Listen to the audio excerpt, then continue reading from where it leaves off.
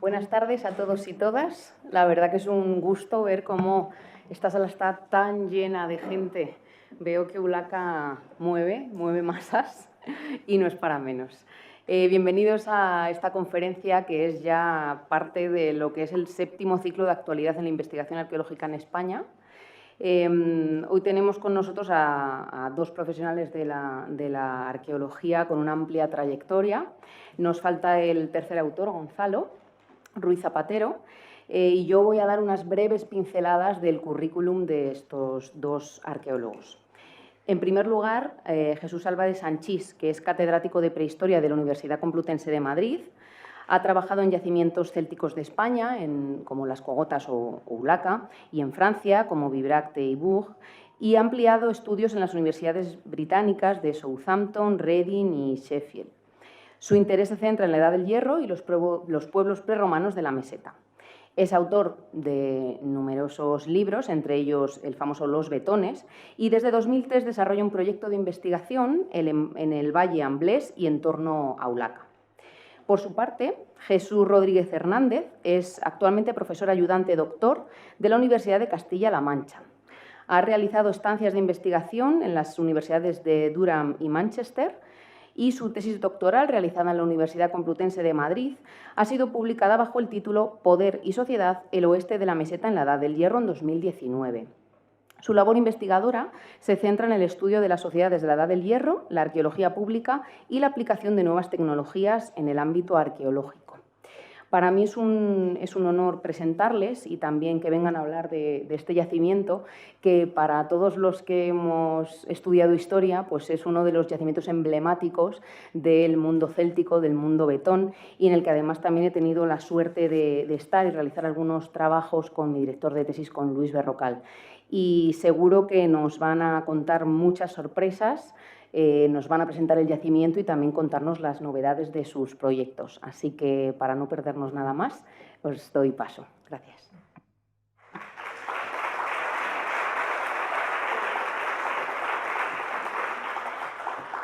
Pues muchas gracias, Susana.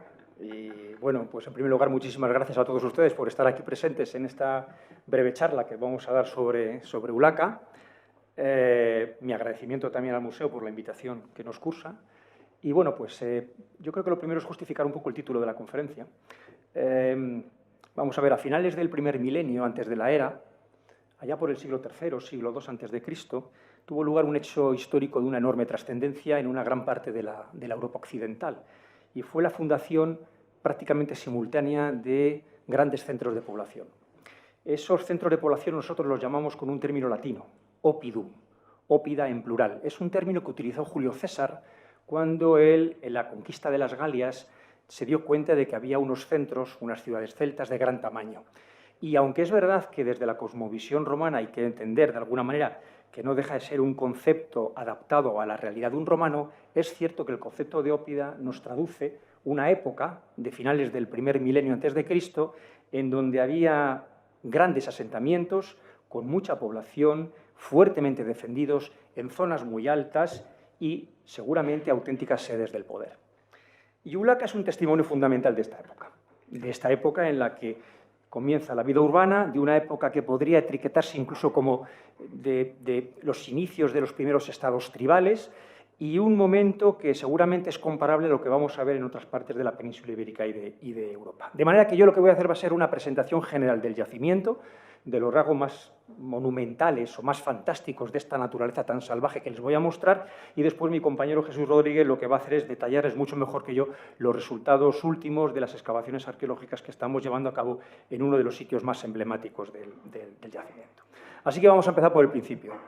Hace más o menos unos 25 siglos, las gentes que habitaban el occidente de la meseta, básicamente un territorio que ahora mismo abarcaría las provincias de Ávila y de Salamanca, de una parte del occidente de Toledo, del sur de Zamora y el norte de Cáceres, este territorio, estas gentes compartieron seguramente unos rasgos culturales, una lengua, unas costumbres, una organización social, tal vez, o muy posiblemente, las mismas ideas o las mismas creencias religiosas, hasta el punto de que esa realidad o esa identidad fue después definida por los romanos o por los textos de los escritores grecolatinos como la Betonia. era un mundo rural. Era un mundo rural de campesinos, un mundo de gente que cuidaba los rebaños, de gente que producía comida, de gente que hacía exactamente lo mismo que habían hecho sus antepasados durante generaciones.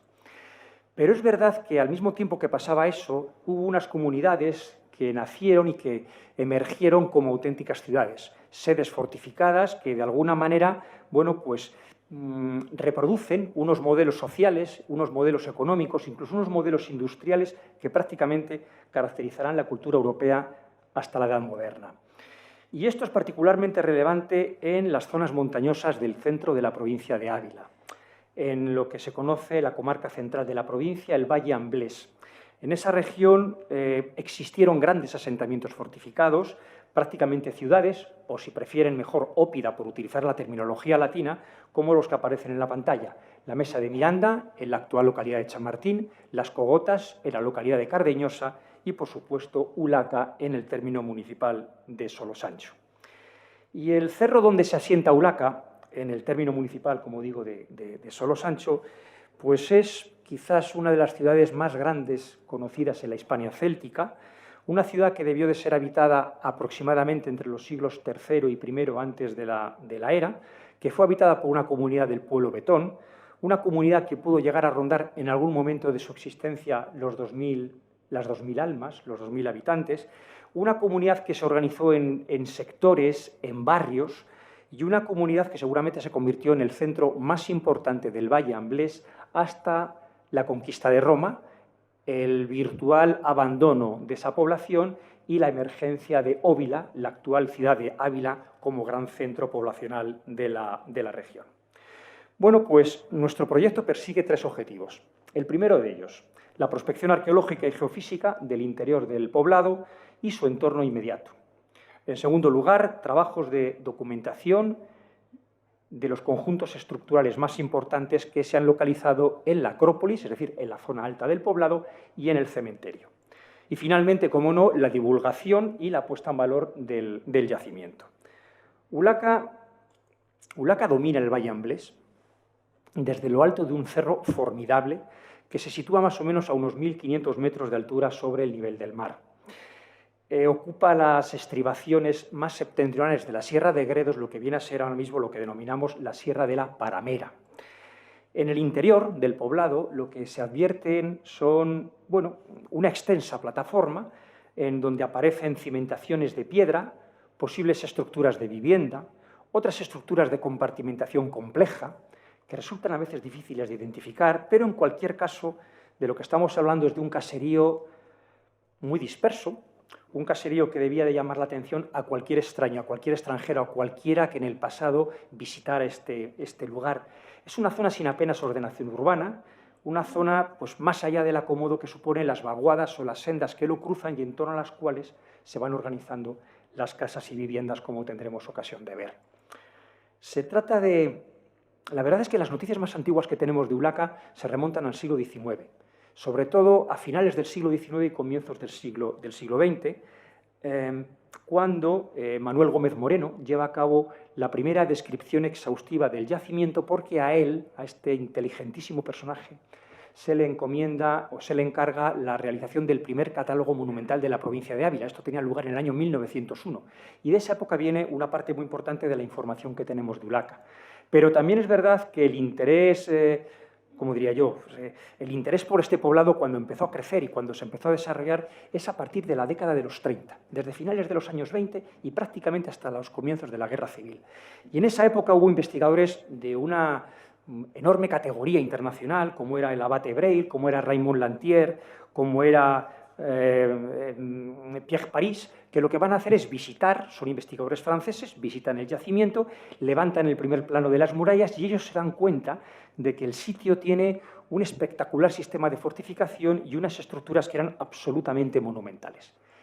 Y así llegamos hasta que los años 90 del siglo XX, pues el asentamiento y sus alrededores empiezan a ser ya estudiados de una forma mucho más sistemática.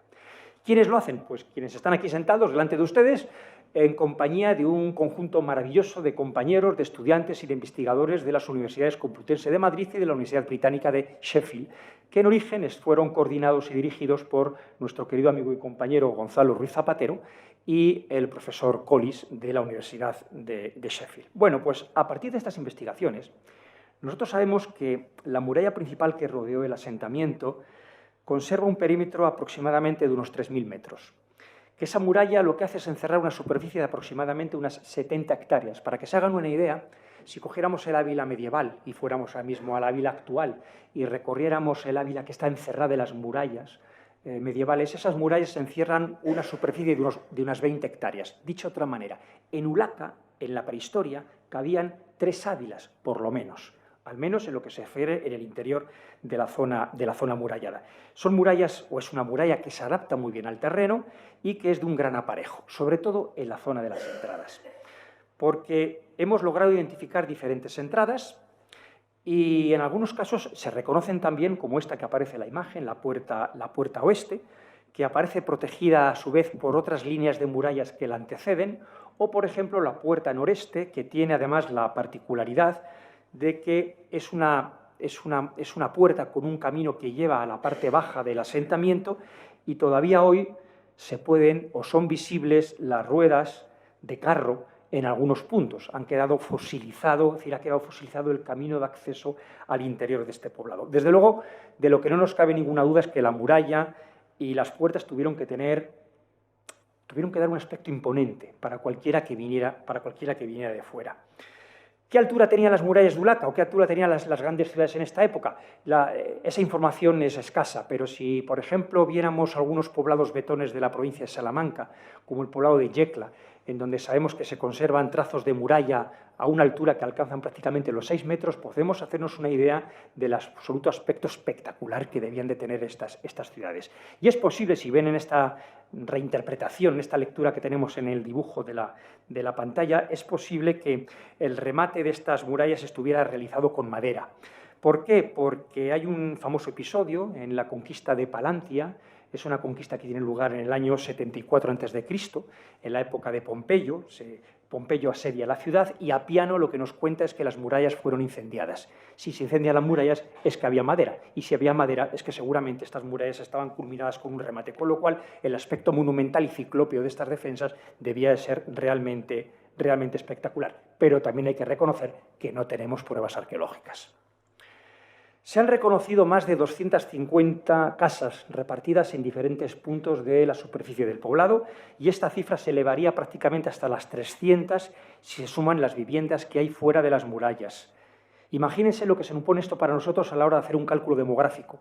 Imaginar que en esta ciudad pudieron haber existido aproximadamente entre 1.500 o 2.000 personas viviendo de manera constante en el poblado, más allá de que gente de fuera pudiera integrarse en el interior en caso de peligro o en caso de inestabilidad. Y, desde luego, la existencia también de que haya barrios extramuros, es decir, de que hayamos localizado casas fuera de las murallas, lo que lleva a pensar es que seguramente no había constantemente una situación de peligro o de inestabilidad, sino que en los momentos de conflicto, que deberían de ser puntuales, la población que había fuera se refugiaba en el interior. Los betones de Ulaca, pues como los habitantes del resto del valle, no construían un único modelo de vivienda. En muchas partes las normas eran casas pequeñas, casas de planta rectangular, de planta cuadrada, junto a la muralla, grupos de casas con paredes medianiles comunes, compartidas, formando pequeñas manzanas, que a su vez delimitarían pequeñas calles. Es verdad que las casas más sencillas de Ulaca tienen unas dimensiones de alrededor de unos 40 metros cuadrados de superficie, pero conocemos también viviendas que pudieron alcanzar los 60, 70, 80, incluso los 200 o 250 metros cuadrados de superficie. Lo que ocurre es que eso implica posiblemente la posibilidad de pensar que es una especie de viviendas anexas unas con respecto a otras, sin que sepamos determinar ahí los núcleos familiares que estarían inmersos. En cualquier caso, la conservación de las ruinas es muy buena porque parece que no han existido reocupaciones posteriores y porque de alguna manera eso nos lleva a pensar que la distribución actual de las casas que vemos en el poblado de alguna forma debió de ser la distribución real de estas casas allá por la Edad del Hierro. La prospección de este inmenso asentamiento también reveló la existencia de algo absolutamente inédito en la mayor parte de los yacimientos célticos de Europa y, desde luego, en la mayor parte de las grandes ciudades celtas de Europa, como son la existencia de canteras industriales para la extracción de bloques de granito.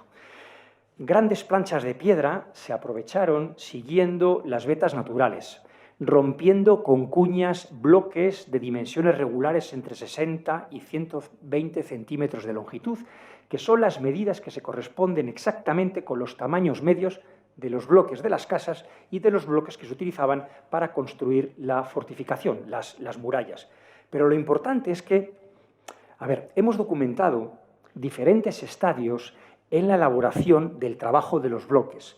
Hemos conseguido saber hoy, hemos medido los bloques terminados, los bloques no transportados, los bloques grandes todavía sin trocear, los bloques solamente esbozados mediante agujeros para trabajar con las cuñas en su extracción y, por tanto, podemos reconstruir todo el proceso de trabajo en la elaboración y en el trabajo industrial de este monumento realmente fantástico y maravilloso, porque no tiene apenas parangón con ningún otro sitio de la Edad del Hierro en el occidente de Europa. Las canteras dan un aspecto mágico al poblado, y un aspecto mágico hasta el punto de que parece como si el tiempo se hubiera detenido en la Edad del Hierro, y la sensación que tenemos en ocasiones como si estuviéramos todavía esperando hoy a que llegaran esos viejos betones a acabar los trabajos que han quedado ahí abandonados, ¿no? Lo cierto es que este poblado abarca una superficie que no debía de estar solamente relacionada con el tamaño de la comunidad residente. Quiero decir, las dimensiones del poblado son demasiado grandes para la demografía que aparentemente debió de soportar si nos atenemos a las viviendas que hemos localizado. Esto a veces ocurre porque las murallas de los poblados de la Edad del Hierro lo que hacen es que no se levantan donde uno quiere, se levantan donde uno puede. Es decir, se ajustan a la propia topografía, al propio desnivel del cerro, y a veces hay que abarcar más superficie de la que realmente merece la pena ser abarcada. Pero también es verdad que algunas zonas del asentamiento no es que solamente hubieran estado deshabitadas, es que muy probablemente pudieron ser utilizadas como pastos para el aprovechamiento del ganado, porque de alguna manera la base económica fundamental de las poblaciones betonas que vivían en esta parte de la península ibérica era la ganadería. Bueno, hay varios manantiales que brotan en los alrededores del cerro, en lugares próximos a la cumbre, al pie del cerro, y de uno de ellos, de un sitio que se conoce con un nombre muy expresivo, la Fuente del Oso. Pues de ahí viene un enorme toro de granito que tiene más de 2 metros de longitud y que hoy se puede ver y que se conserva en la plaza de Solosancho. Ese toro es parecido a otros semejantes que proceden también de las inmediaciones de Solosancho, por ejemplo, de Villaviciosa, que es una pedanía junto a la localidad y que necesariamente debemos de relacionar con la gente que habitaba el poblado de Ulaca. Estos toros y estos cerdos, lo que se conoce genéricamente como berracos, son uno de los rasgos más sobresalientes y más espectaculares de la cultura de los betones. Es verdad que hoy conocemos alrededor de unas 400 o 450 esculturas de toros y de berracos. Y es verdad que de esas 400 o 450 aproximadamente la mitad procede de la provincia de Ávila y la mayor parte está en el Valle Amblés, que es la región más rica en estas representaciones.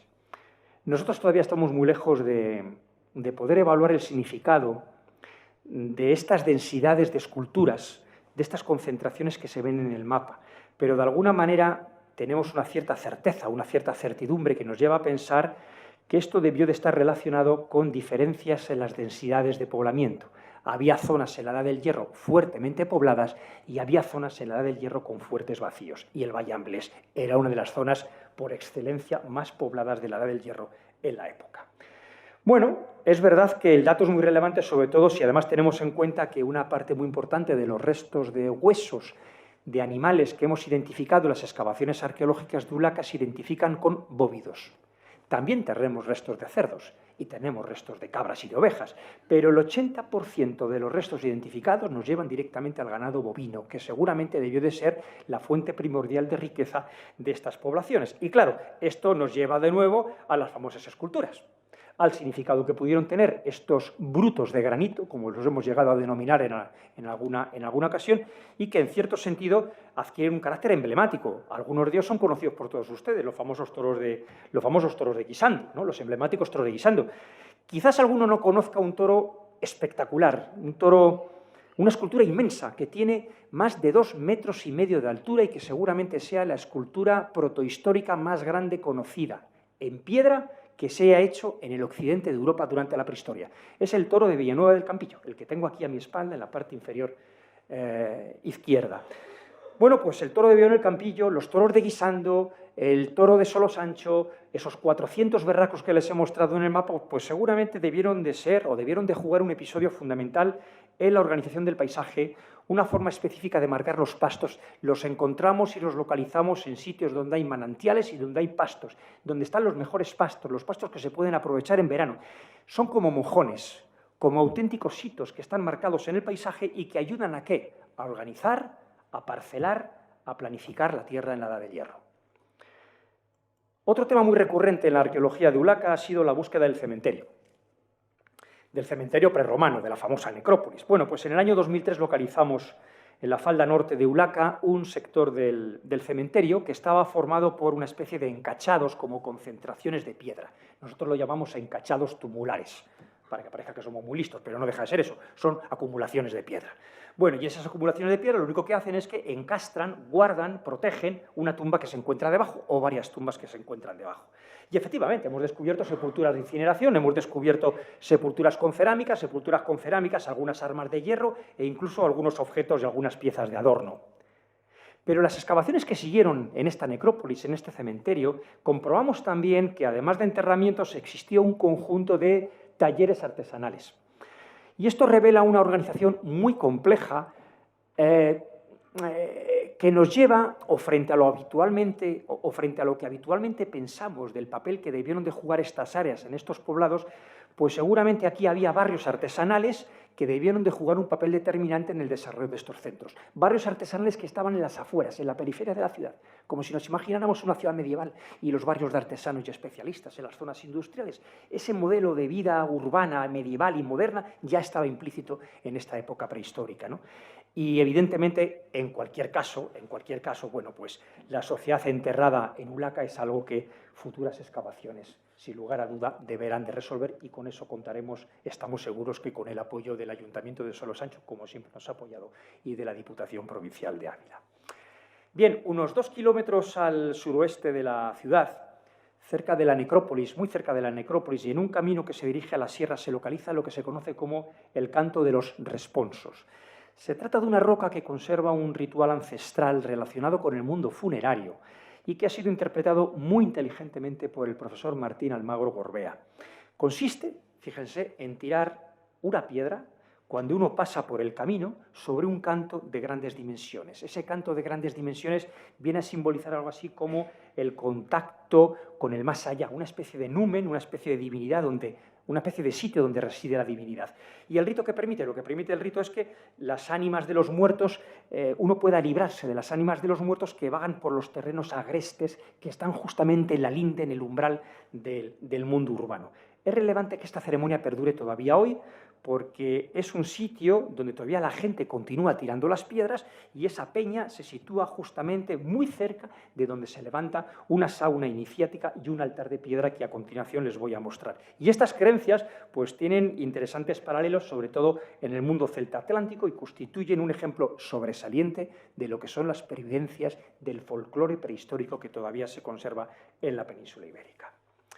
Bueno, pues desde finales del año 2016 venimos ya desarrollando nuevas intervenciones en el Oppidum con el objetivo de conocer mejor la trama del poblado.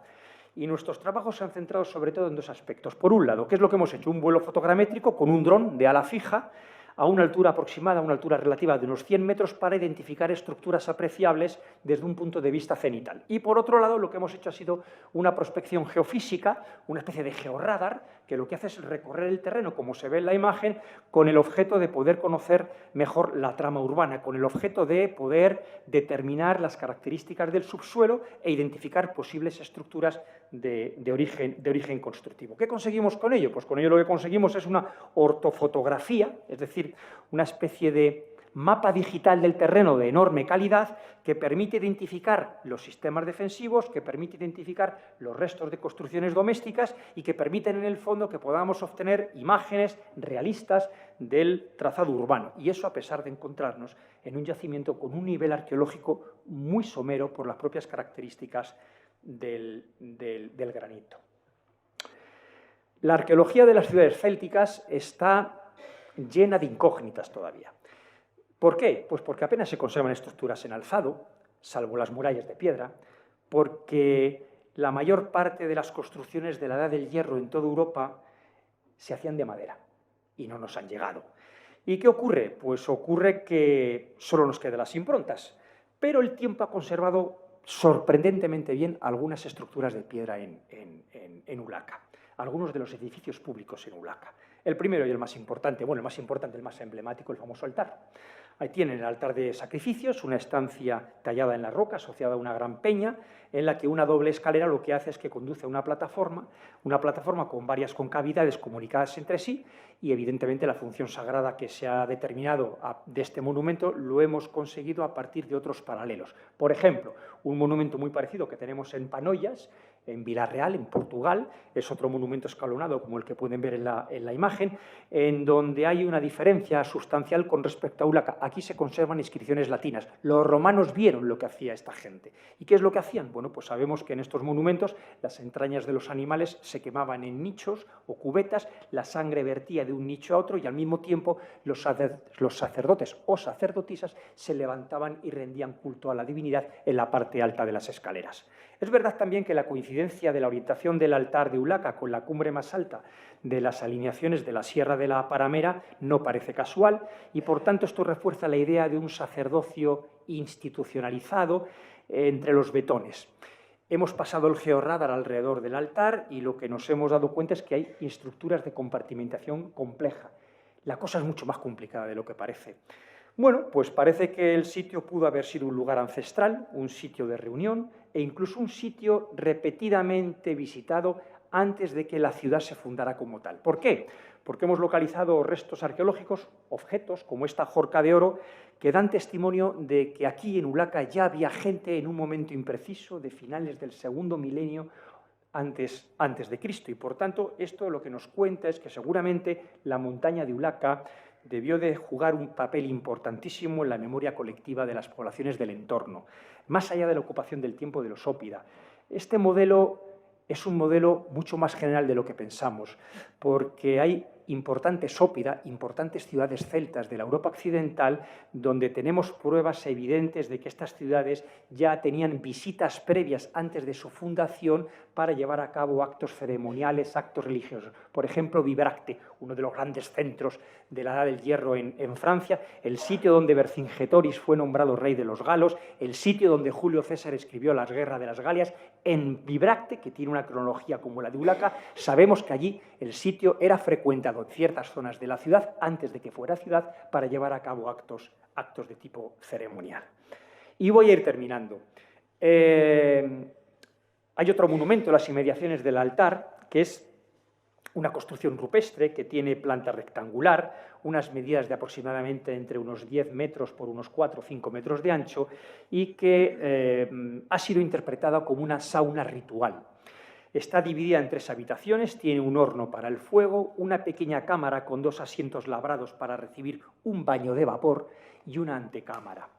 En esta zona lo que hicimos fue pasar de nuevo el georradar, hemos detectado restos de un edificio rectangular de grandes dimensiones que aparentemente cierra la estructura de la sauna, aunque evidentemente no podamos descartar que también en esta zona haya ruido parásito. El propio georradar a veces nos da señales de descomposición de granito y que por tanto son difícilmente interpretables en términos arqueológicos.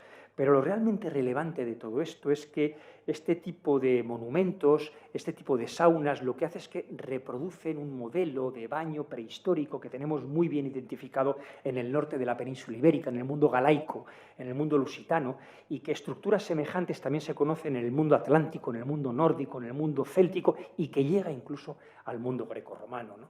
Porque la asociación con el agua, con el vapor, con el fuego en estos sitios y un conocidísimo texto de Estrabón, del geógrafo griego Estrabón, alusivo a las actividades de este tipo que llevaban a cabo las poblaciones del Valle del Duero, pues hay que relacionarlo con ritos iniciáticos, ritos religiosos, ritos ceremoniales. La sauna, en el fondo, es la representación del poder que alcanza un grupo dominante en Ulaca. Y contaríamos, por tanto, en este gran oppidum Betón, pues con la evidencia de un área sagrada, una especie de németon, en el sector más alto de la ciudad, relativamente apartada de las concentraciones de casas y que jugaría algo así como el papel político de la ciudad como otras ciudades celtas de la región y de la misma época. Yo ahora les voy a pasar a mi compañero Jesús y después emplearemos unas últimas frases para acabar esta intervención. Adelante, Jesús, porque hay mucho más todavía. No, por favor, no. Vamos a terminar. No hagamos como los conciertos. Bien, muchas gracias, Jesús. Bien, aquí pueden ver una vista aérea yo me voy a centrar fundamentalmente en la zona del Torreón, esta zona donde destacan fundamentalmente pues, su visión de gran parte del oppidum e incluso, como vamos a ver en otra imagen, de ese Valle Amblés. Y además también destaca por la ubicación de esta construcción, que vamos a ver con cierto grado de detalle, de una serie de manantiales en sus alrededores. Un manantial, se puede ver ahí un poco en esa zona llena de vegetación, uno de ellos que es permanente a lo largo de todo el año, incluso en agosto tiene todavía algo de agua, por tanto, para que la gente del lugar pudiera beber de ese sitio o incluso los ganados que podían estar pastando en el interior del oppidum, pero es que también al sur justo de este edificio tenemos otra zona donde mana el agua y que, por tanto, podría servir también para proveer de este recurso tan fundamental a la población del poblado. Bien, continuando un poco con lo que comentaba Jesús, en esta zona del Torreón también es una zona bastante plana y, por tanto, pudimos realizar en gran medida una prospección geofísica con ese georradar, con ese carrito que veíamos previamente y, bueno, pues estos son un poco los recorridos que hicieron los especialistas que nos ayudaron y que afortunadamente pues, nos proporcionan un poco esa interpretación que no es tan sencilla solo con la vista de los recorridos que ellos iban haciendo. Como se puede ver en esta figura, pues hay una serie de construcciones, incluso de tamaño superior al Torreón, sí, pueden ser superiores en superficie, no tanto en monumentalidad, ¿vale? como vamos a ver, y como una forma de ver si esta lectura que nos está dando el georradar, esa interpretación de los especialistas era correcta o no, pues llevamos a cabo un pequeño sondeo entre los años 2018 y 2019, en el cual, pues efectivamente, la lectura que nos estaba dando ese georradar parecía correcta. Dimos con un ambiente que podemos situar a finales de la Edad del Hierro, fundamentalmente a través de esos numerosos restos cerámicos que se pueden ver en la pantalla y, además, a través de una serie de restos constructivos. Luego volveré al anterior. Tenemos un muro que sería seguramente el que ha detectado el georradar y, como digo, toda una serie de elementos cerámicos pertenecientes a cerámicas de gran tamaño, posiblemente para almacenaje de lo que parece pues, una vivienda de este sitio, puesto que bueno, pues, los muros que vemos en este sondeo son muy parecidos a esas construcciones ya excavadas y restauradas que hemos visto anteriormente, que fueron excavadas en los años 70 del siglo pasado, y además contamos, una peculiaridad en este caso, contamos con 2 basas de granito, 2 piedras circulares, que pensamos, viendo, por ejemplo, las casas que hay excavadas en el raso de Candeleda, también en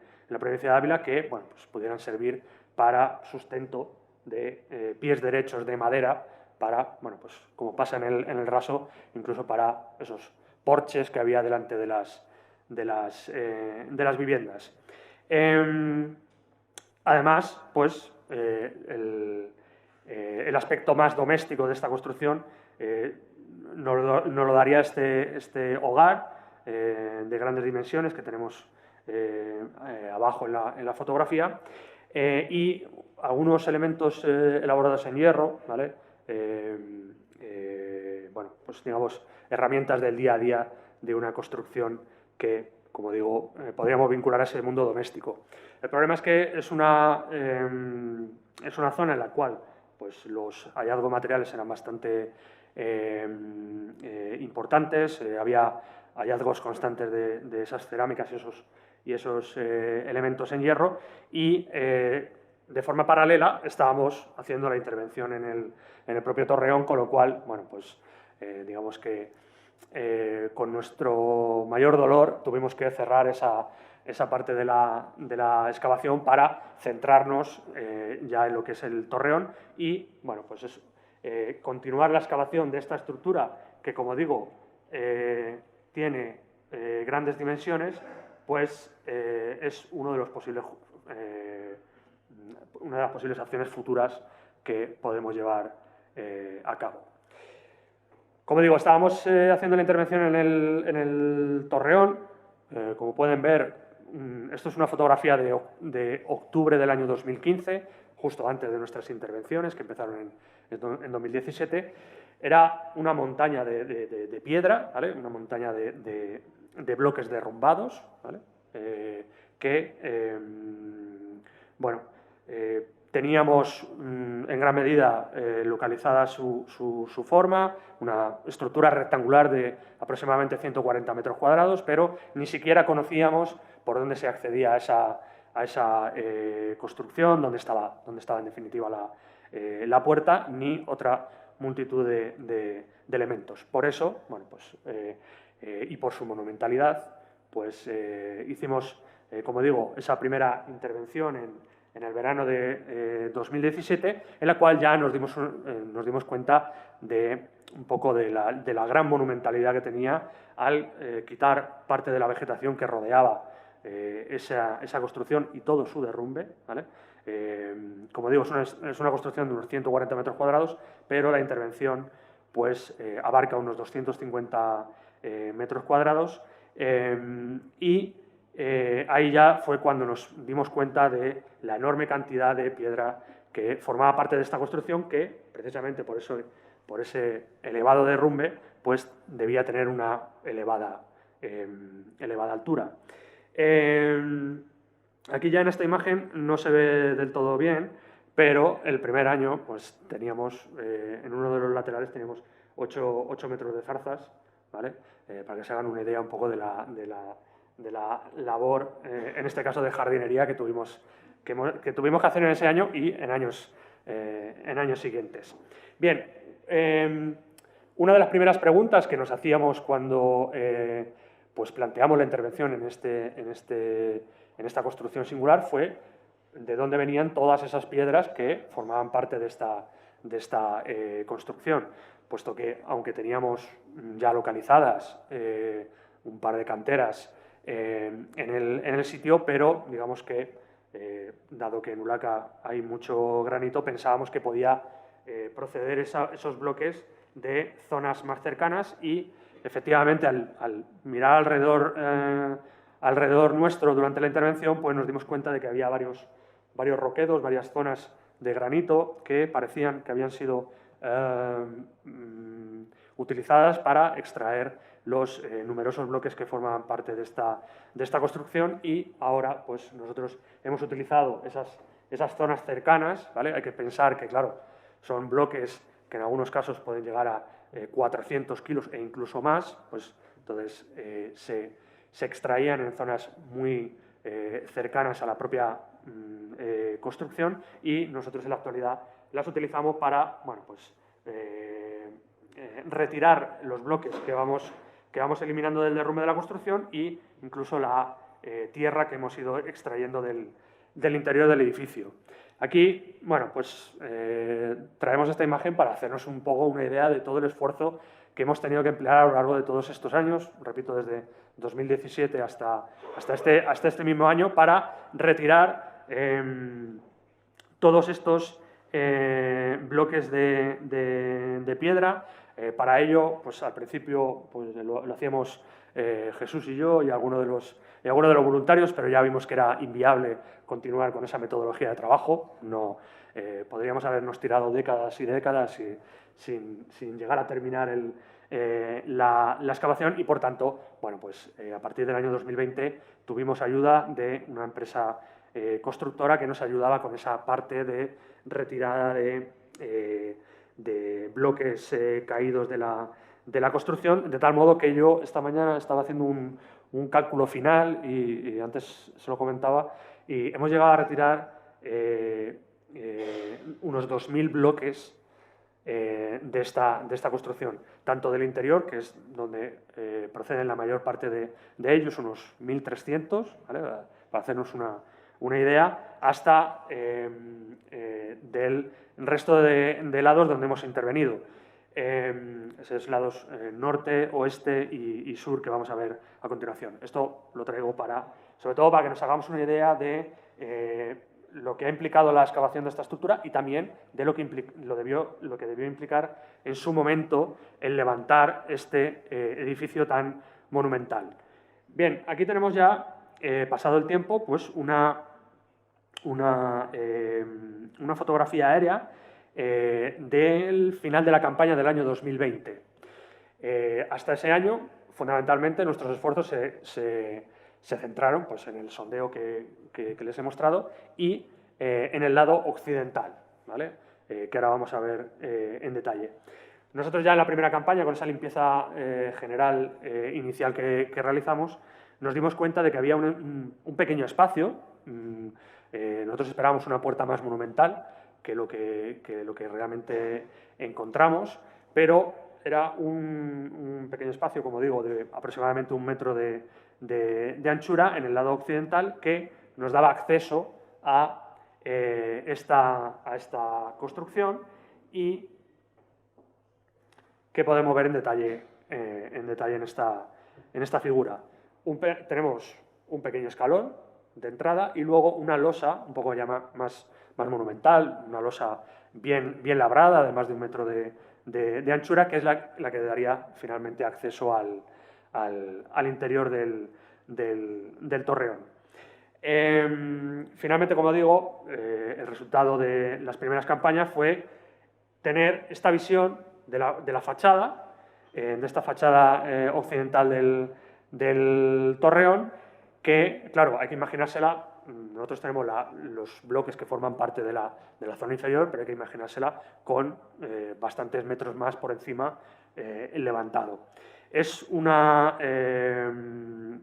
fachada que debió ser bastante monumental, además porque se accedía a ella a través de un recorrido que nosotros hemos realizado habitualmente, que iba desde la sauna que han visto hasta este torreón, con esta fachada bueno, pues con piedras bastante blanquecinas, y que, para que nos hagamos también una idea del esfuerzo que se movilizó para levantar esta construcción, esos bloques que hay flanqueando el vano de entrada, estamos hablando de dos bloques que pesa cada uno más de 2 toneladas, ¿vale?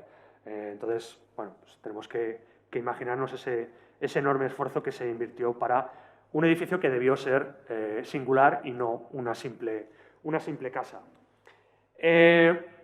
Con los elementos que teníamos hasta ese año 2020, bueno, pues nos tiramos a la piscina y llevamos a cabo una reconstrucción virtual con que realizó el ilustrador Pablo Aparicio, en la cual pues, plasmamos un poco, como digo, todas esas conclusiones que teníamos hasta esa campaña y todas las hipótesis que bueno, pues habíamos ido generando a lo largo de la excavación. Intentamos plasmar un edificio, como digo, de una elevada altura, calculamos unos 10 metros de altura, ¿vale? Dividido en 3 plantas, ¿vale? En aquel momento pues, no teníamos, más allá del derrumbe de piedra, no teníamos otros elementos para juzgar esa posible altura, ¿vale? Pero bueno, luego veremos a continuación cómo ya sí que tenemos evidencias de que tan desencaminados no andábamos. Como digo, un edificio elevado, polifuncional, ¿vale? Que pudiera haber servido de atalaya, ¿vale?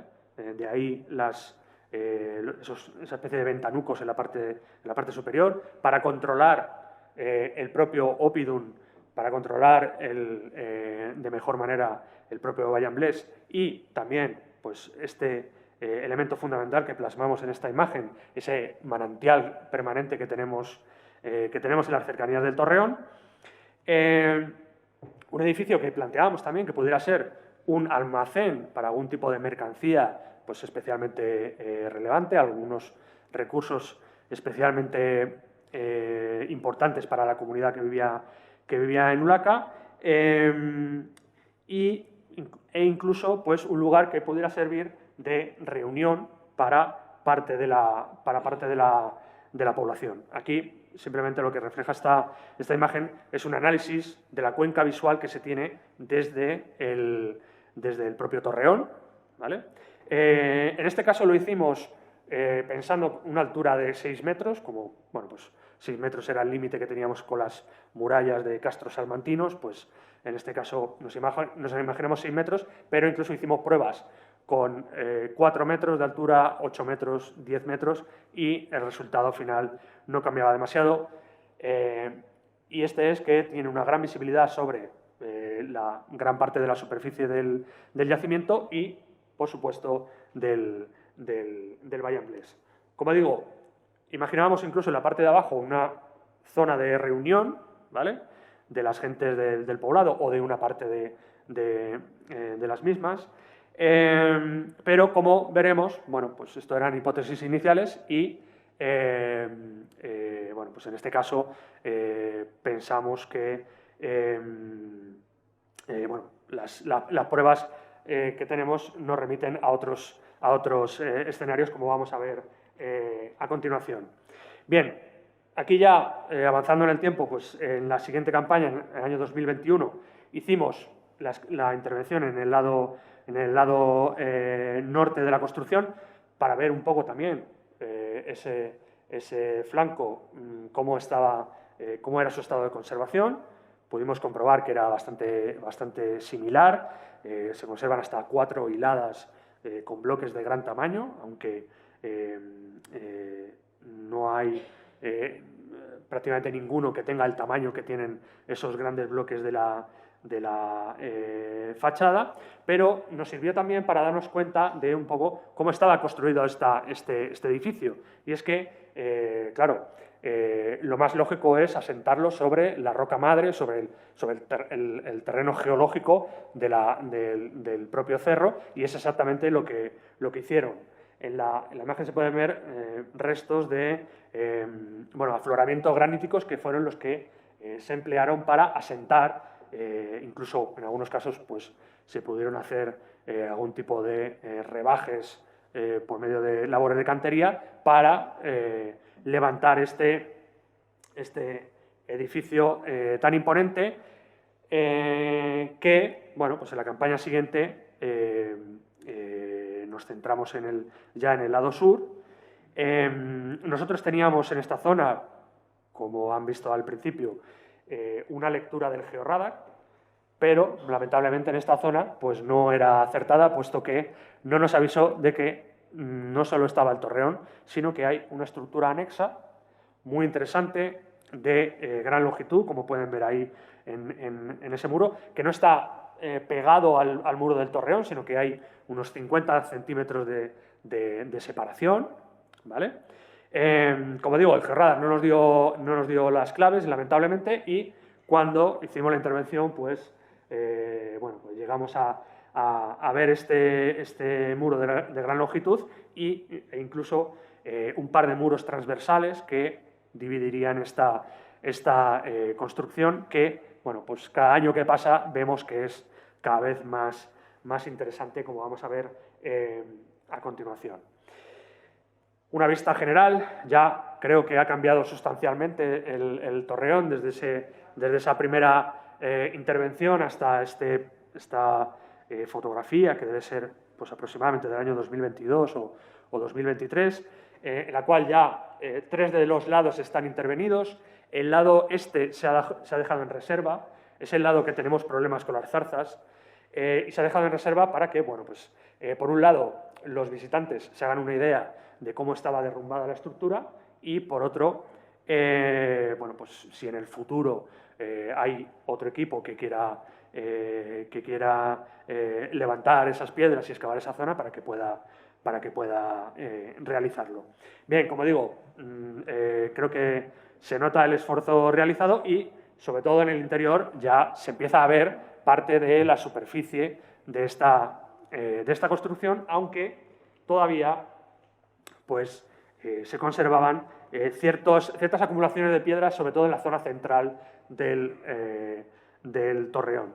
Estas zonas de piedras, cuando las empezamos a retirar, vimos que, al menos en una de ellas, tenía una ligera forma circular, de pequeño tamaño, compatible quizá, incluso también por su ubicación central dentro de la estructura, con un posible agujero de poste. Si no, de otra manera no se podría mantener la techumbre de esta construcción, y al ir rebajando esa zona central, pues descubrimos una serie de elementos muy interesantes. Para empezar, una especie de zona arcillosa amarillenta que luego, sobre todo esta última campaña, nos hemos dado cuenta que es el suelo por el cual pisaba la gente al acceder a esta construcción, y por debajo de ese nivel tenemos un nivel más muy húmedo y más oscuro, en el cual teníamos una serie de cerámicas. Se puede ver ahí y en esta otra imagen, una serie de cerámicas en el centro de la que está en la parte central de la imagen. Es una vasija de grandes dimensiones, seguramente también destinada a almacenaje, pero unas pequeñas vasijas bastante completas, una especie de tapadera y un cuenco, junto a un sillar muy bien labrado, que en gran medida debían estar por debajo de ese suelo. Por tanto, pensamos que pudiera ser una especie de rito fundacional de esta construcción, como bueno, pues se han encontrado en otros poblados. Hemos llevado a analizar estas vasijas, pero bueno, la investigación lleva sus tiempos y de momento no tenemos los resultados, aunque por lo poco que nos han comentado parecen interesantes. Lo dejo ahí de momento. Ya en el futuro, pues esperamos poder contar algo más de ese sedimento que estaba dentro de estas vasijas completas. Bien. En las últimas 2 campañas, 2024 y 2025, hemos encontrado elementos muy interesantes que contradicen esa visión, esa reconstrucción virtual que habíamos hecho en el año 2021. Voy a empezar por este elemento que es fácilmente reconocible, que es una escalera. Y digo que contradicen porque, aunque nos da la razón con respecto a que al menos esta construcción debía tener 2 plantas, nosotros habíamos imaginado que de una planta a otra pues, se pudieran pasar por medio de escaleras de mano, de madera, pero al menos en este caso pues tenemos una escalera, conserva hasta 6 peldaños de madera, de piedra, muy bien labrados, y que, como digo, pues nos dan la idea de que al menos una planta más sí que debía tener. Es una escalera que salva una distancia aproximada de 1 metro. No sabemos si está completa del todo o no, ¿vale? Pero bueno, nos da una idea del acceso a esa parte superior y, como decía, nos planteábamos que fuera un lugar de reunión. Para eso ideamos una planta inferior más o menos diáfana, sin ningún tipo de obstáculo, y quizá con una serie de bancos en los laterales para que la gente se pudiera sentar. Pues bien, como digo, en estas 2 últimas campañas hemos descubierto que el interior de esta construcción estaba compartimentado por medio de 2 muros, de tal modo que un poco menos de la mitad mitad oriental de la construcción estaba separado por medio de un muro que va de norte a sur del interior de la construcción, y otro muro que va este-oeste, dividiéndolo, ese espacio, en 2 habitaciones más o menos de las mismas dimensiones. El recorrido que se hacía en esta construcción, al entrar por esa puerta situada en el oeste, puerta que también nos está dando una idea, al estar situada en ese lado occidental, de que esto no es una casa normal, puesto que las casas que ha comentado previamente Jesús, la mayor parte tienen la casa en el lado contrario, en el lado este. Como digo, el recorrido se hacía desde esa entrada y se entraba en el interior del torreón, y uno tenía 2 opciones: o ir hacia la izquierda por la parte central del muro y entrar en esa habitación del fondo, o ir a la derecha y entrar en la otra dirección. Aparentemente, al contrario de lo que pensábamos pues en la campaña del 2024, no hay conexión entre sí, entre esas habitaciones, y, bueno, por tanto, el acceso se haría desde la habitación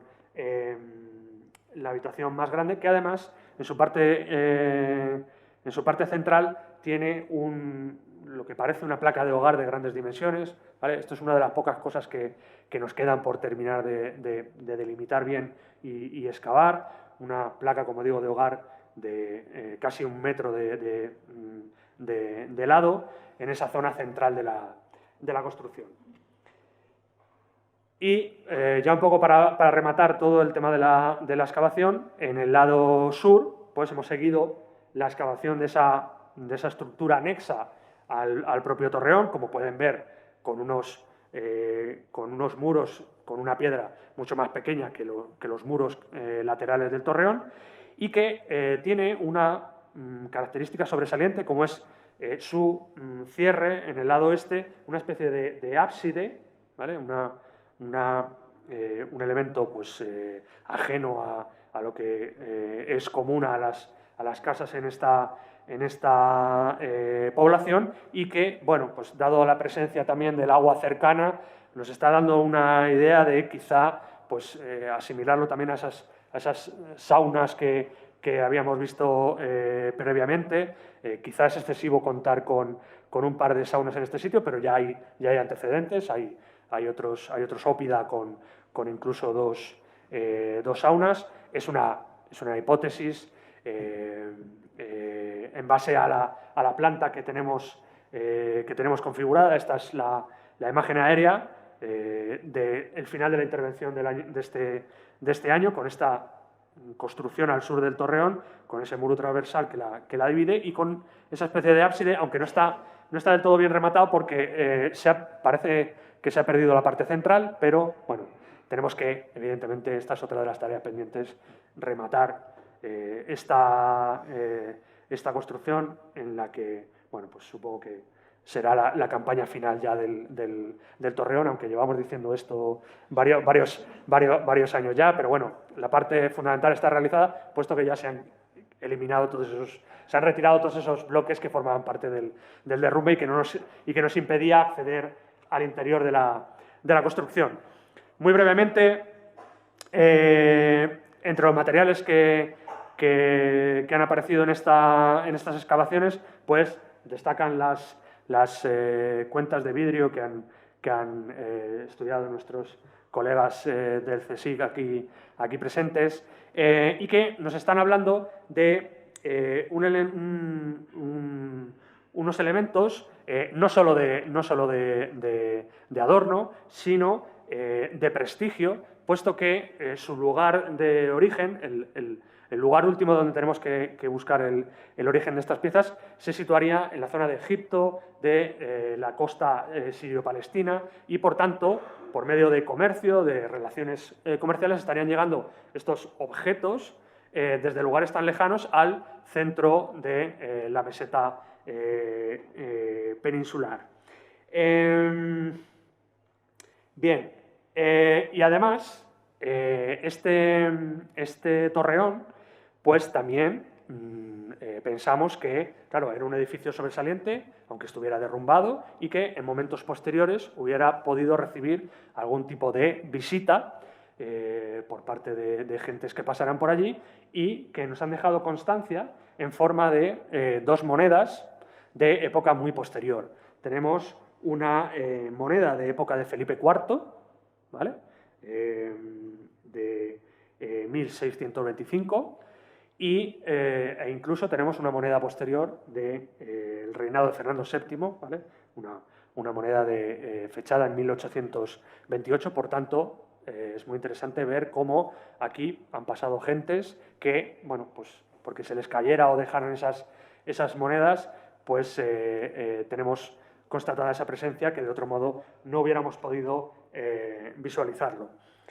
Bien, hasta aquí, digamos, la parte de investigación, pero muy brevemente pues queríamos también hacer alusión a esa parte más de, como comentaba Jesús, de divulgación, bueno, pues en este caso, comprobar la percepción y los modos de gestión que hay en estos lugares. Para ello, pues formamos parte de un proyecto muy grande, un proyecto europeo, con otra serie de ópida de Francia y de Inglaterra, en el cual pues, llevamos a cabo toda una serie de estudios, una serie de encuestas a la población local y a gestores del patrimonio para ver cómo se pueden gestionar estos sitios tan peculiares de la forma más, bueno, pues, de forma que todos los colectivos, ganaderos, turistas, investigadores, aficionados locales,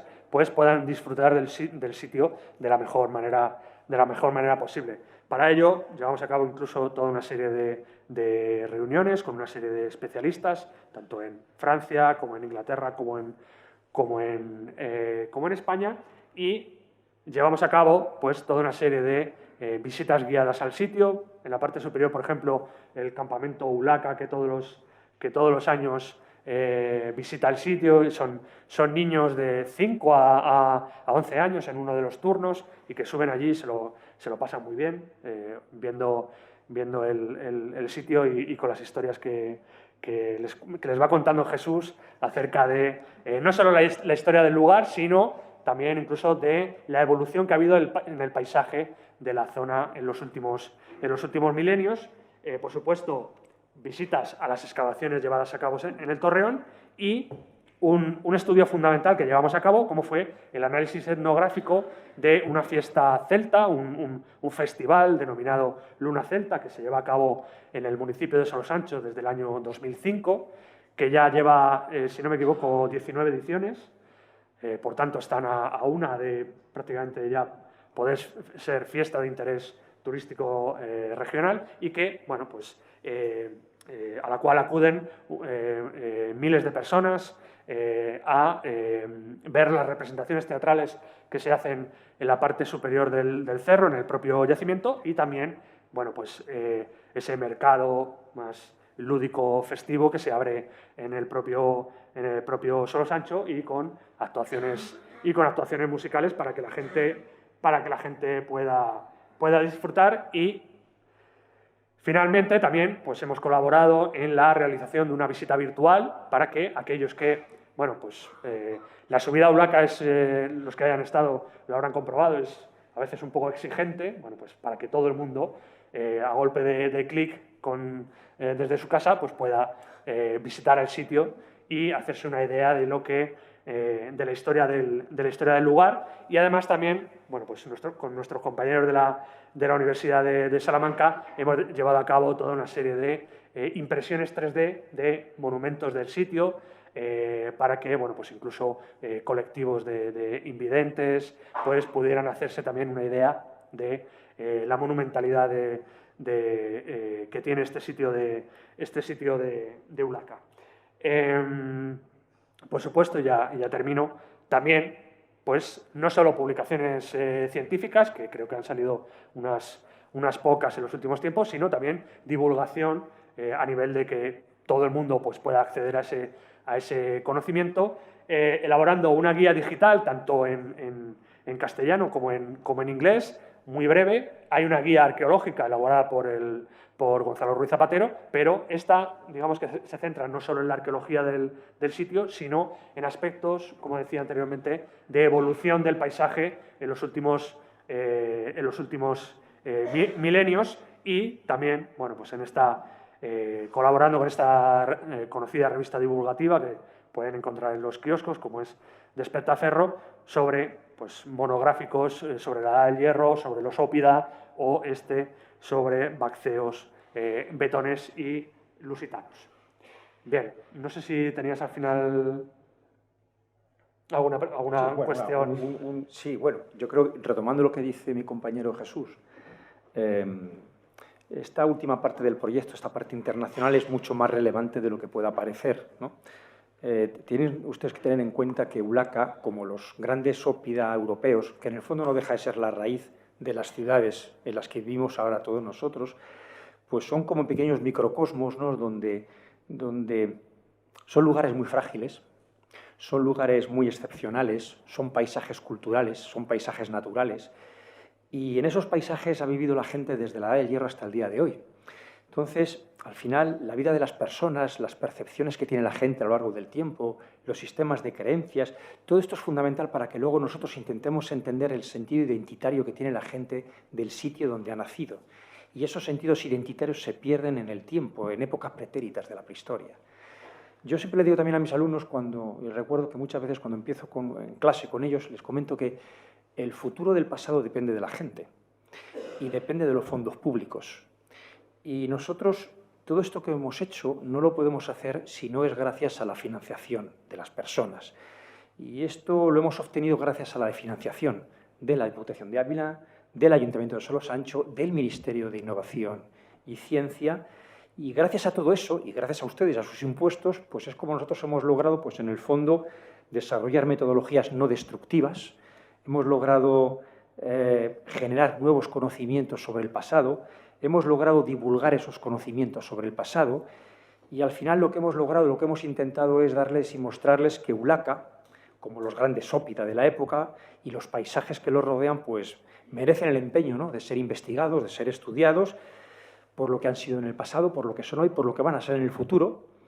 Y creemos también, y esto es importante, para nosotros y para nuestros estudiantes y el equipo que ha trabajado con nosotros, que sin él esto habría sido totalmente imposible, ¿no?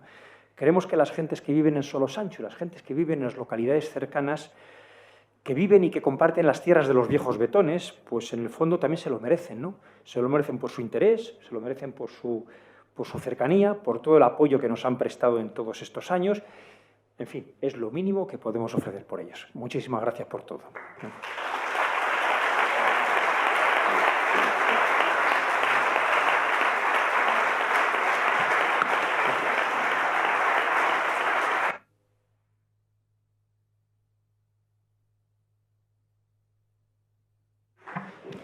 Pues muchísimas gracias por esta conferencia en la que hemos aprendido tanto, y enhorabuena también por todos los resultados y por el esfuerzo, porque realmente es un yacimiento muy complejo, es muy grande, y además la parte del Torreón tiene que ser muy difícil de excavar, un esfuerzo ingente, así que también acuérdense cuando hablen con arqueólogos y nos digan eso de que si trabajamos con el pincelito, la cosa de que han trabajado aquí moviendo esos bloques, ¿no? Que el pincelito lo utilizamos también, pero también cargamos mucha piedra y tierra. Y muy importante también lo que comentabas, Jesús, de la financiación, y es un gusto también ver aquí al alcalde de Solosancho que apoya este proyecto, ¿no? Realmente, cuando excavamos en distintos yacimientos es realmente importante que nos apoyen las entidades locales y la población local. Abrimos el turno de preguntas, de intervenciones. Si quieren, levanten la mano y les pasamos el micrófono para que se quede grabada la pregunta y la respuesta.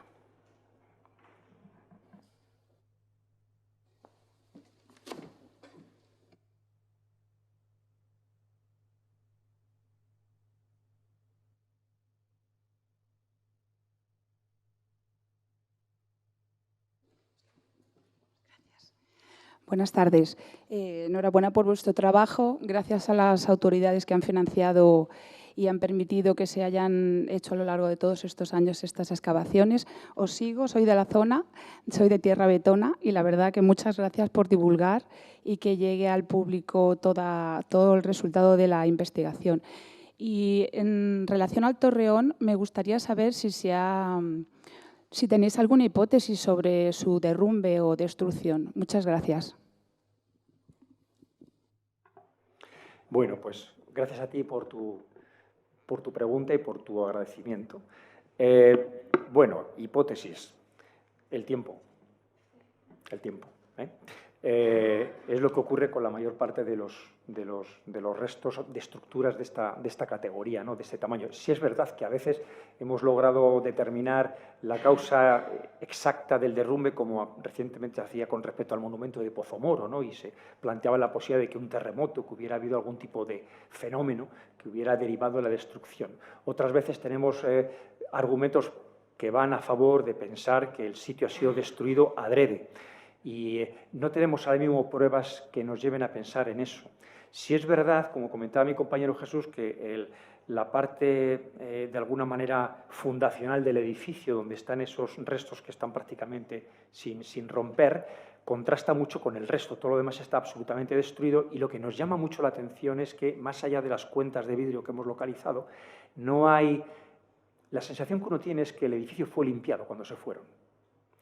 Entonces, a veces en los monumentos que tienen una cierta prestancia social o religiosa o política, tienen tal valor que después a veces las personas de la época lo que hacen es que amortizan ese monumento, de alguna manera dando a entender que ese sitio no debe de volver a ser habitado por nadie. ¿Qué más nos gustaría a nosotros que tener pruebas arqueológicas para poder demostrar eso y para poder demostrar, por ejemplo, que el derrumbe fue hecho adrede? Pero de momento, ahora mismo, que sepamos, no tenemos ninguna causa exacta, salvo que mi amigo Jesús quiera hacer algún comentario. No, simplemente por completar un poco. Cuando estábamos excavando la puerta, descubrimos un nivel de ceniciento y entonces, pues, al principio pensábamos que podía ser un nivel de incendio que justificara el derrumbe de esta construcción, pero solo lo tenemos localizado en la puerta, puesto que parece más que se trata de la combustión de la puerta que debía haber ahí cerrando la construcción y no de un nivel de incendio que, bueno, pues, justificara ese derrumbe de la construcción.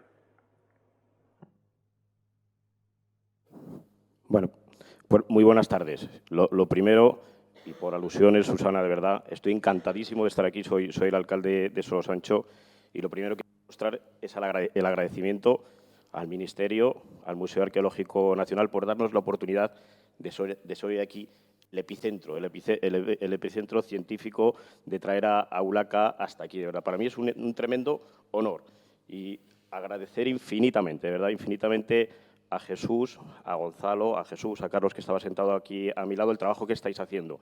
Para la gente de Solosancho, para los vecinos de Solosancho, el Castro de Ulaca siempre ha tenido dos denominaciones. El Castro de Ulaca para nosotros era la ciudad de Ulaca, ya da un poco la transmisión oral y la memoria colectiva, ya te habla de la importancia que para nosotros ha tenido Ulaca, lo que todos llamamos ahora Ulaca, pero también lo llamamos el Cerro del Castillo. el Cerro del Castillo, que también denota importancia para los lugareños. Y esa parte donde estáis excavando ahora es la atalaya, siempre lo hemos conocido y lo hemos denominado la atalaya. Así que algo de arqueólogos tenemos, o yo creo que más de herederos de esos betones que decías, Jesús. Y yo creo que es importantísimo la labor que hacéis, coordinada con el Ministerio, con la Diputación, con el Ayuntamiento, que sabes que está a vuestra entera disposición, desde aquellos primeros años que recuerdo Colonias de Sheffield, con mucho cariño que lo recuerdo, hasta que lo habéis retomado ahora en el 2017, hay un antes y un después. Ulaca tiene un valor ahora mismo para los habitantes incalculable, para los vecinos. Y mucho tiene que ver también esa conexión de pasado con presente que hacemos en esa fiesta, en esa luna celta, que bien conocéis y a la que invito a todos los presentes. Penúltimo fin de semana de agosto, edición número 20, como decía Jesús Rodríguez, el próximo año, una fiesta que se ha convertido seguramente en una de las más importantes de la provincia y en un referente a nivel nacional. Pero ahora viene la cuestión que a mí me gustaría plantear aquí, importante. A veces nos fijamos en el mundo rural y pensamos en los recursos del mundo rural, en lo típico, en la agricultura, en la ganadería, pensamos en innovar en lo que siempre se tiene como ese concepto de mundo rural. Y yo creo que tenemos que empezar a cambiar el concepto de mundo rural y pensar en estas oportunidades que ofrece al mundo rural, a los rurales, a los que vivimos allí, hemos nacido allí y apostamos por vivir allí, estas investigaciones. Y tenemos que seguir con ello. Y tenemos que seguir poniéndolas en valor, tenemos que seguir investigando, tenemos que seguir concienciando de la importancia de estos hallazgos. Y eso sí que sería garantizar el futuro del pueblo, de ese pueblo heredero de los betones de hace más de 2000 años, como es Solo Sancho y sus anejos, que siempre os tengo que decir, Villaviciosa, Robledillo y Baterna. Somos un municipio con 4 núcleos de población, al que os invito a todos a conocer y agradecer infinito, de verdad, la oportunidad que habéis dado hoy de que Ulaca llegue aquí al Museo Arqueológico Nacional, que he visitado pues con esta yo creo que en 3 ocasiones, que me encanta y que espero pues, volver cuando cerremos la campaña del Torreón y que cuando continúes con otras campañas. Muchísimas gracias.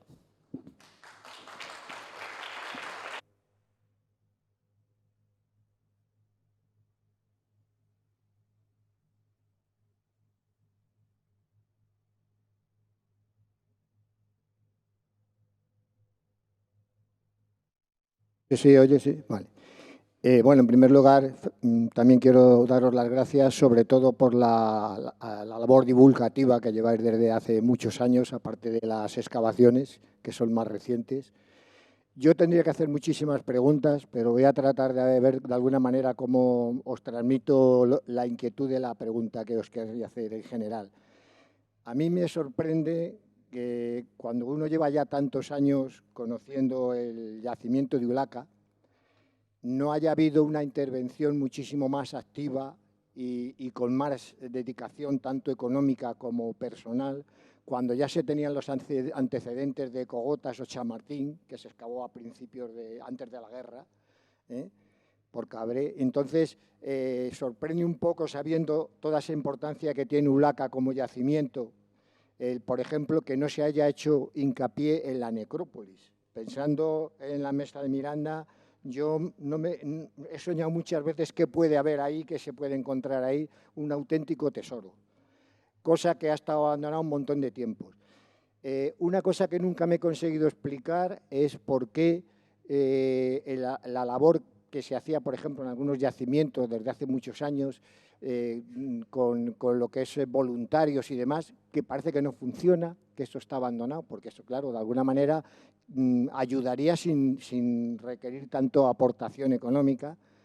Y entonces todo este tipo de cosas me dejan un poco como fuera de lugar, aunque veo que en los últimos años efectivamente se ha avanzado y estáis aplicando unas tecnologías muy modernas como el láser y otra serie de historias. Entonces, a mí realmente, por un lado, me ilusiona el que veo que de alguna manera se está subiendo, pero eso va tan despacio que algunos nos vamos al otro barrio y desde luego la necrópolis no la habéis excavado. También hay una cosa que os sugiero, o que seguramente que la conocéis mejor que yo, pero la gente que vive cerca y otros que a lo mejor no vivimos tan cerca, pero lo conocemos bien, no solamente sabemos dónde hay cosas que se pueden excavar, sino sabemos positivamente dónde están. no solo ahí, en el Cerro del Berrueco, en Sanchorreja, en montones de castros que prácticamente no se han excavado en serio, quitando Cogotas, Chamartín y el Raso, que en parte. Entonces, ese tipo de cosas, yo no veo un canal para, como decía antes, para que haya una aportación de eso de voluntariado, de que eso pueda marchar más adelante, porque estoy seguro que, ya digo, hay un auténtico tesoro. Y la labor que hacéis, en general los arqueólogos, es algo invalorable, ¿no? Entonces, no sé, a mí me gustaría de alguna manera que progrese esto más rápido, porque me gustaría verlo antes de marcharme a otro barrio.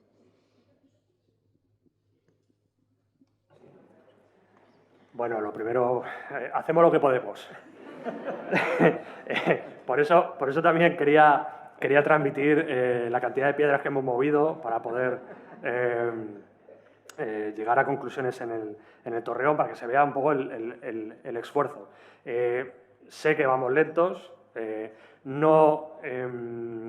claro, castros como el de Chamartín o las Cogotas se hicieron intervenciones en los años 30 del siglo pasado, se excavaron, por ejemplo, completamente los cementerios, pero claro, eran otro tipo de metodologías que en la actualidad, pues digamos que hemos perfeccionado y somos más exhaustivos. El patrimonio es limitado y, por tanto, tenemos que intentar aplicar las mejores metodologías posibles. Para eso, pues también necesitamos una cierta financiación, si no, pues no podemos acceder a Georradar y otra serie de metodologías. Lo fundamental es que, más allá de que se haga mucho, se haga bien. Yo entiendo nosotros mismos también nos gustaría conocer más de la necrópolis y del propio poblado de Ulaca, pero, bueno, como digo, hacemos todo aquello que podemos. En cuanto a los voluntarios, nosotros las personas que trabajan con nosotros son fundamentalmente voluntarios, que son estudiantes, que están formándose en Historia y en Arqueología en la Universidad Complutense de Madrid, y que llevan a cabo una excelente labor. Y con respecto a otros yacimientos, pues bueno, en este caso la Diputación de Ávila sí tiene una especial sensibilidad con el patrimonio arqueológico de la provincia, y, por ejemplo, se están llevando a cabo intervenciones en la actualidad en Chamartín y en el Cerro del Berrueco, que, bueno, pues poco a poco irán dando información sobre las intervenciones que se están llevando a cabo en estos momentos. Y una brevísima observación. A mí, yo recuerdo esto hace muchos años cuando nos lo enseñaba Martín Almagro, que fue mi primer profesor de arqueología. El primer día, nada más llegar, él nos decía a los estudiantes: no olviden ustedes una cosa, excavar es destruir. Nosotros cuando excavamos destruimos. Nosotros cuando excavamos tenemos que, lógicamente, registrar concienzudamente lo que sacamos, pero no hay una vuelta atrás. Es decir, la excavación es un proceso irreversible. ¿Por qué le digo esto? Porque ahora, con las técnicas que tenemos que intentar, de una forma muy exhaustiva, buscar la máxima información posible sin alterar, en la medida de lo posible, el registro que está ahí. Sobre todo porque también tenemos que pensar en las generaciones venideras de otros arqueólogos que vendrán en el futuro, seguramente con mejores técnicas que tengamos nosotros, y que podrán aplicarlas. Entonces, eso, unido, como dice lógicamente Jesús, al hecho de que a todos nos gustaría que todo fuera mucho más rápido, por supuesto, y estamos completamente de acuerdo, ¿no? ¿Qué más nos gustaría?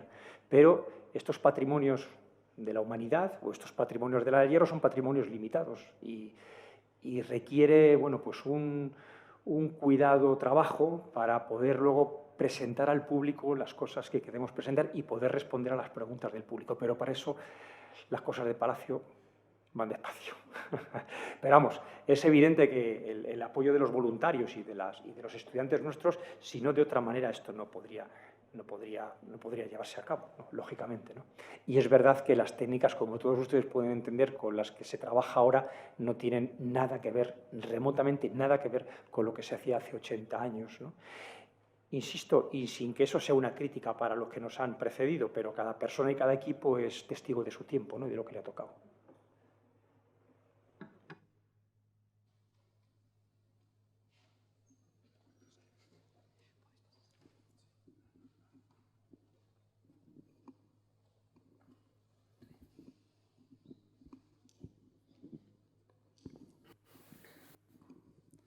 Hola, buenas tardes.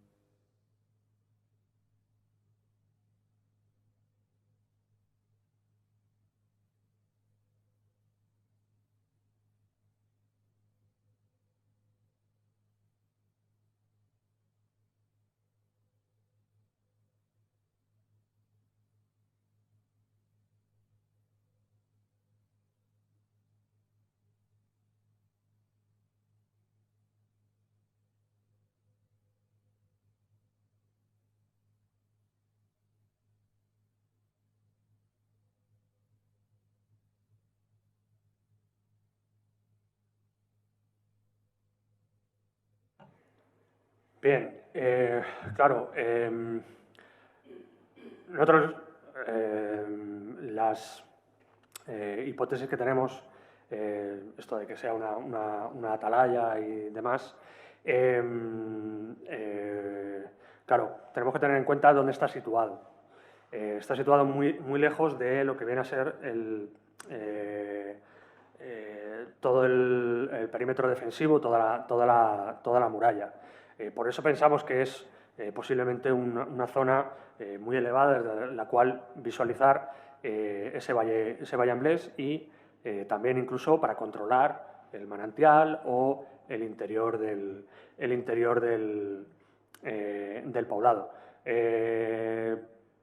La interpretación que propones, pues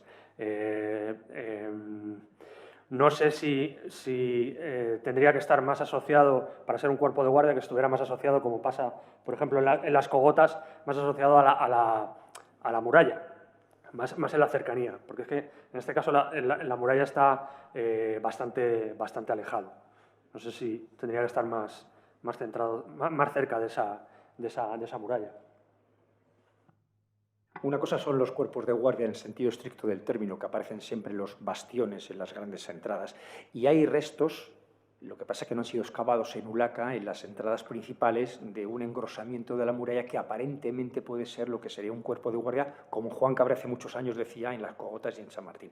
Otra cosa muy distinta es que nosotros tengamos una torre de unas dimensiones manifiestas, como las que hemos mostrado, dentro del poblado, en el centro del poblado. Y es verdad, y esto se ha visto en otros poblados centroeuropeos, que a veces esta especie de atalayas, sin darle otro sentido, ¿no?, sirven para dos cosas. Sirven para controlar lo que hay afuera, pero sirven, y eso es muy importante, para controlar lo que hay dentro. Tanto la gente que se mueve por el valle como la gente que vive dentro. Pero bueno, no deja de ser un modelo de hipótesis sobre el que tenemos que trabajar en el futuro hasta que no terminemos todavía de cerrar la función del edificio.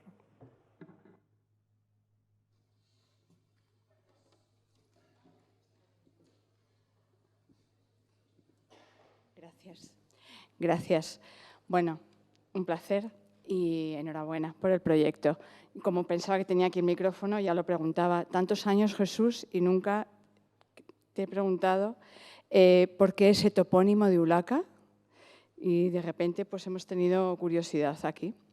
Y otra cosa que quería preguntar es cómo veis el futuro y el presente de la arqueología, no solamente a nivel de estudiantes, que imagino que hay estudiantes entusiasmados y bueno, hay una ilusión, entiendo que el número de alumnos se mantiene, pero institucionalmente también, ¿no? ¿Cómo va a progresar? ¿Cómo está progresando la arqueología en recursos económicos, sobre todo, y en la percepción como algo valioso, ¿no?, para la sociedad?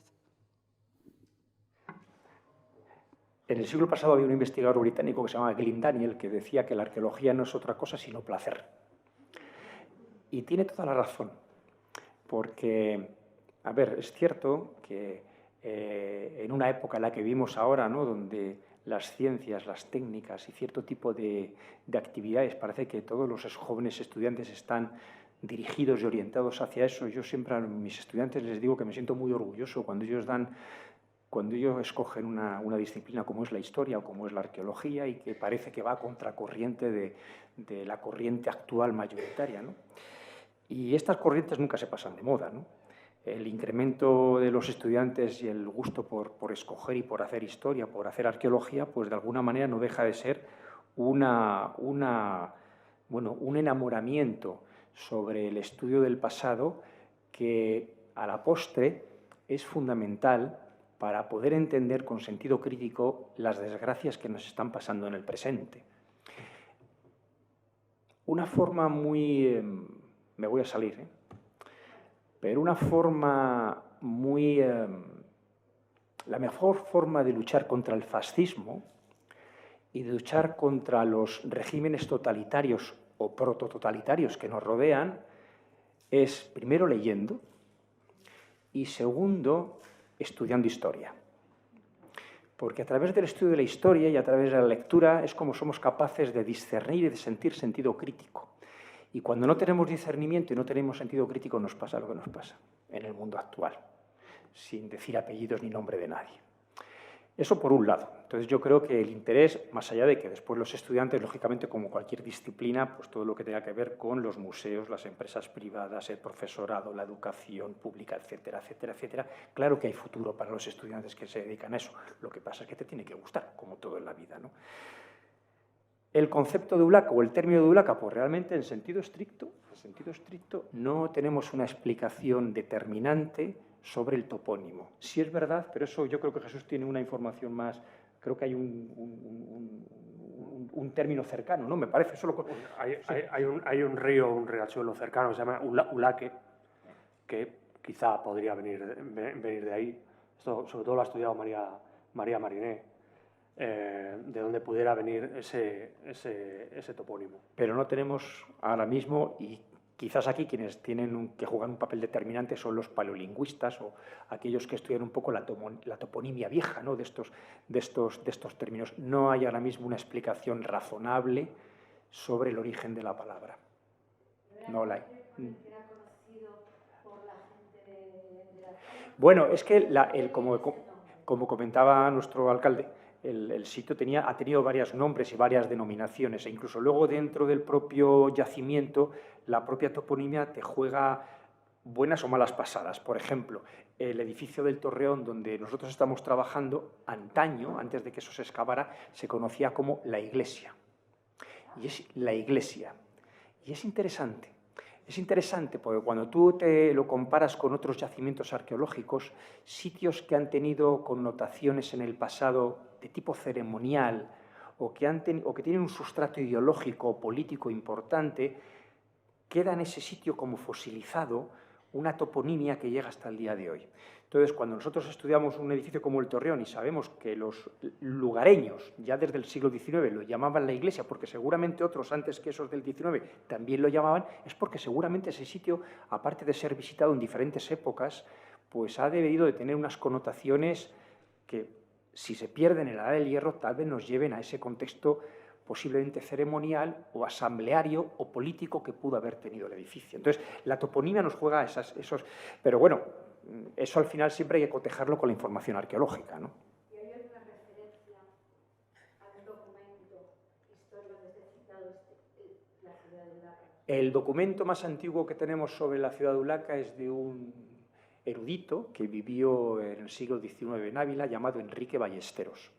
Y entonces hay pliegos que se conservan en la Real Academia de la Historia donde se hace referencia a la ciudad de Ulaca, de la misma manera que se hace referencia a las cogoteras, el famoso yacimiento de las cogotas, y referencia a los berracos y a las esculturas de zoomorfos que salían. Todo esto nace en el siglo XIX, un poco al albor de lo que son los catálogos patrimoniales de los diferentes países y un poco en el seno de lo que es el desarrollo de los primeros museos, las primeras colecciones, los estudios científicos, etcétera, etcétera, ¿no? Seguramente habría algo antes, pero no hay ninguna documentación conservada que sepamos.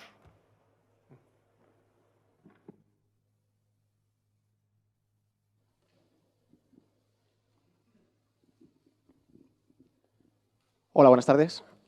Bueno, en primer lugar, enhorabuena y muchas gracias por la presentación. La verdad es que, bueno, como tembleño es un orgullo siempre ver los toros de Guisando aquí en el Museo Arqueológico Nacional.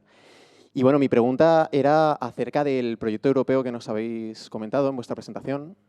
Yo tengo la duda de saber cómo se percibe o cómo nos posiciona a los españoles este tipo de intervenciones arqueológicas y la gestión de este tipo de patrimonio con respecto a otros tipos de intervenciones o patrimonios que tengan en otros países y no sé cómo se valora o cómo nos posicionamos. Esa es la pregunta. Gracias.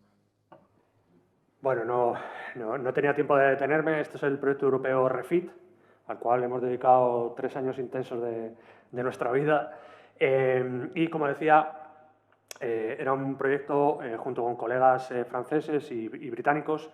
Y claro, hay que tener en cuenta que aunque tratábamos con patrimonio de la Edad del Hierro, con esos ópida, es de muy diferente naturaleza.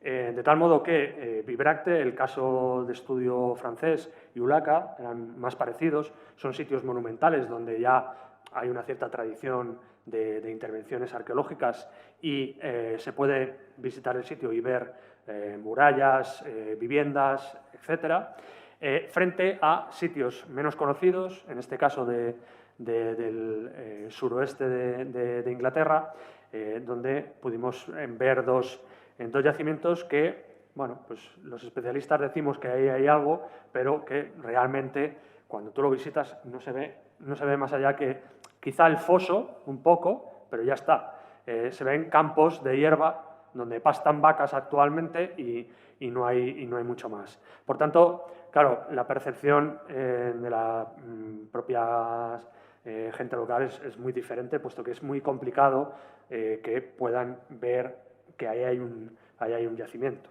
¿vale? Claro, también comparamos un poco los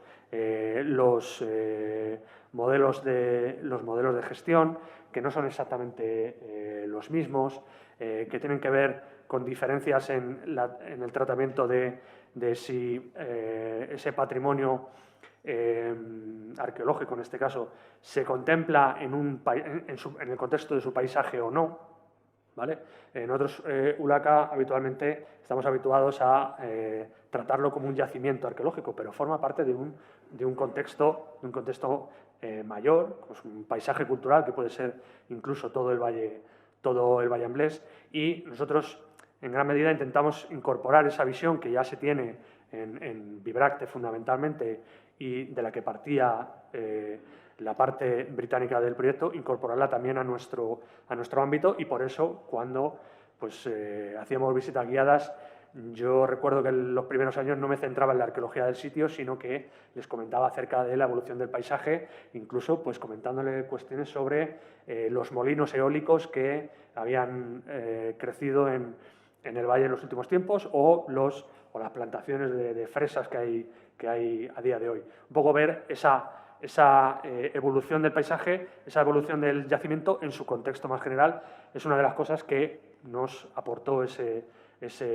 proyecto europeo y que, bueno, pues un poco las respuestas concretas de la gente están publicadas en un estudio, de momento en inglés, estamos elaborando uno en castellano para que sea accesible a todo el mundo, porque, bueno, pues amablemente mucha gente local y gestores del patrimonio nos contestaron a las inquietudes que teníamos y que, bueno, creemos que merece la pena que la gente lo conozca, así que estar atentos a las redes sociales del proyecto en los próximos tiempos cuando salga esta publicación.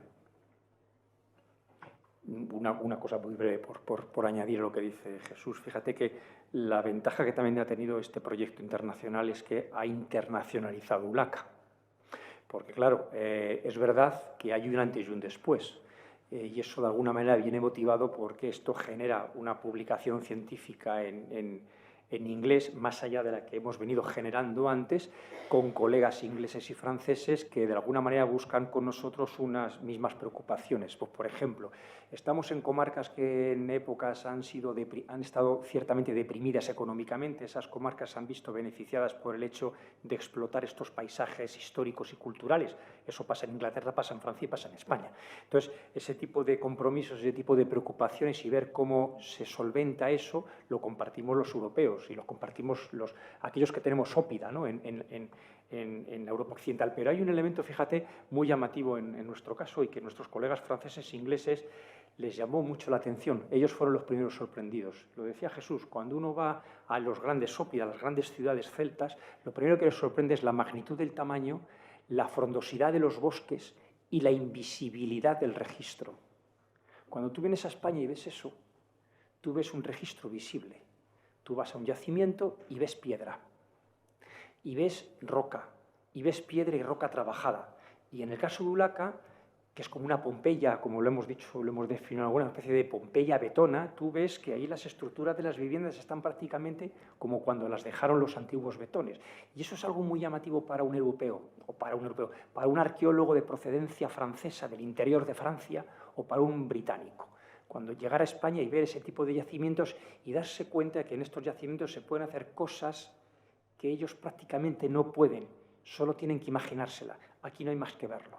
Esa es una diferencia muy importante. Y eso ha contribuido también a que nuestros colegas se enamoren de Ulaca, que también es ya... Con eso ya el proyecto está completamente satisfecho.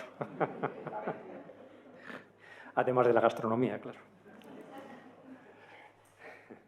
Bueno, pues si les parece, para no alargarnos y quedarnos aquí con la Dama de Elche todos encerrados en el museo, agradecer la gran acogida que ha tenido esta conferencia y invitaros a volver cuando avancéis en este proyecto. Así que muchísimas gracias a todos.